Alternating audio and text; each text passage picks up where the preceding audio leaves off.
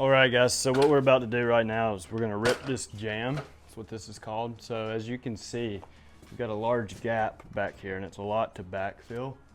And these two studs here are even with our header. So we're just gonna cut the back of this 2x6 off all the way down to make it flush. That way our door and our track will sit flush right here as well. So I was taught with a Sawzall. A lot of people were taught with skill saws. Done it both ways. Stick to how I was taught. Come right up. You want to get flush with your header. So as I'm running right there, I'm barely touching my header. And what we'll do is we'll just start there and work our saw down.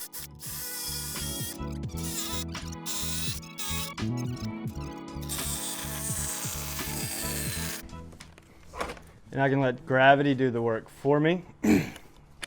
And as you can see, when I cut this piece off,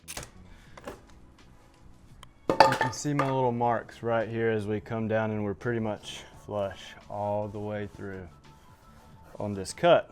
So what we'll do is we'll finish this the rest of the way down, and we'll go hit the other one. Then our opening will be prepped. So if you want to see the install of the actual garage door, go and watch the next video, and we'll be putting in a 15x7 CHI 4250. It's a long panel, non-insulated garage door. Great quality. We'll be doing it on 12-inch radius track and keeping it manual. So go to the next video, check it out, and we will get this done. Stay tuned. All right, guys, as you can see, nice and flush openings where we ripped the jambs.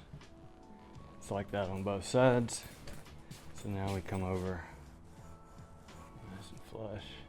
And I went ahead and took the liberty of prepping everything. If you would like to see how to prep a garage door, check out our video on that. And we are going to get started with an install.